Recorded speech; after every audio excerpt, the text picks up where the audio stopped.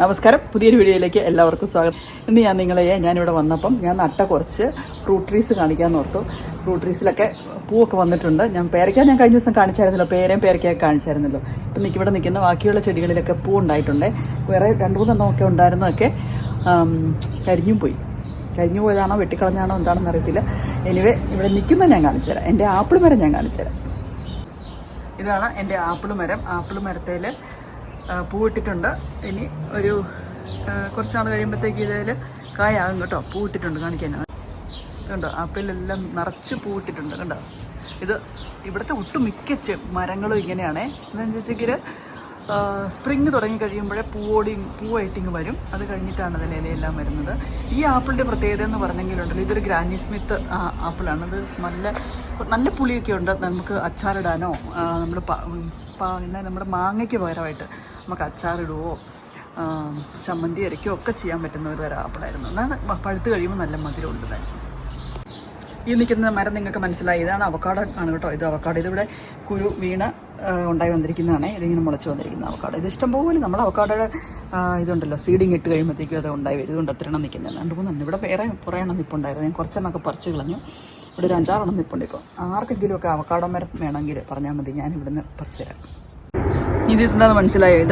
ഇത് ഗ്രേപ്സ് ആണ് കേട്ടോ. ഇത് ഗ്രേപ്സിൻ്റെ ഒരു വള്ളി ഇവിടെ ഉണ്ടായി വരുന്നുണ്ട്. ഇവിടെ ഒരു വലിയ ഗ്രേപ്പ് ഉണ്ടായിരുന്നു. ഞാൻ നേരത്തെ എൻ്റെ വീഡിയോയിലൊക്കെ നോക്കിയാൽ നിങ്ങൾക്കറിയാം മുന്തിരി വള്ളി എങ്ങനെയാണ് ഉണ്ടാക്കുന്നതെന്നൊക്കെ ഞാൻ പറഞ്ഞിട്ടുണ്ട്.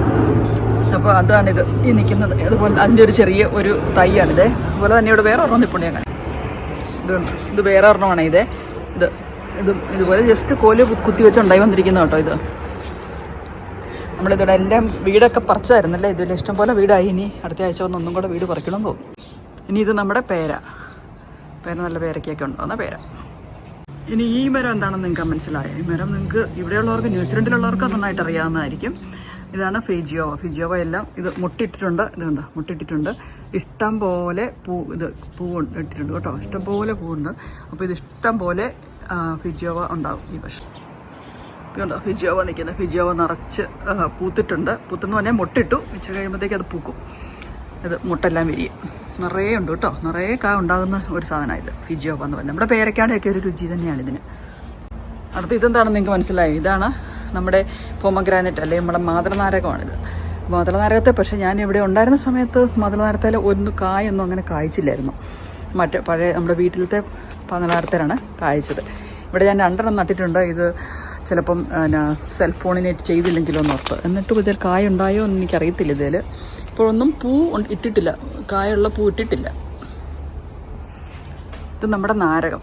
ഇതുണ്ടോ, ഇത് നാരകം വെറുതെ ഞാൻ നട്ട ഒരു നാരകമാണ് കേട്ടോ. നാരകത്തിൻ്റെ ഒരു ചെറിയ തൈ നട്ടതാണ്. ഇത് ഇഷ്ടം പോലെ പൂ ഉണ്ടായിട്ടുണ്ട്. ഇത് നാരകത്തിൽ നിറച്ച് പൂ ഉണ്ടായിട്ടുണ്ട്.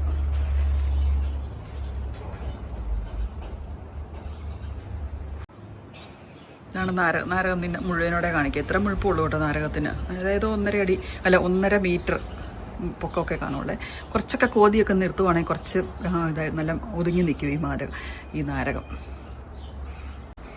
കുറച്ചൊക്കെ ഒന്ന് ഒതുക്കി നിൽക്കുവാണെങ്കിൽ അതിൻ്റെ അപ്പുറത്ത് നിൽക്കുന്ന ഒരു നാരകം അത് ഉണങ്ങിപ്പോയി. എന്തുകൊണ്ടാണെന്ന് അറിയത്തില്ല, അത് ഉണങ്ങിപ്പോയി.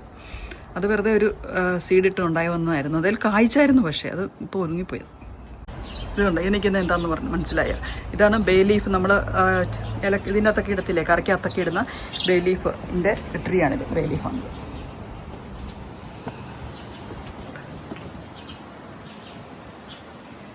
ഇതാണ് ബേ ലീഫ്. ഇത് മൾബറി ഒക്കെ കായ്ച്ചു കേട്ടോ. ഞാൻ കഴിഞ്ഞ പ്രാവശ്യം മൾബറി നട്ടത് കാണിച്ചില്ലേ. ഇതിപ്പോൾ നട്ടിട്ട് എത്ര മാസമായി കാണും? ഒത്തിരി നാളൊന്നും ആയിട്ടില്ല, ഒരു 6 മാസമൊക്കെ ആയിട്ടുള്ളൂ. ഒരു ചെറിയൊരു കോലിൽ നിന്ന് നട്ടതായിരുന്നു.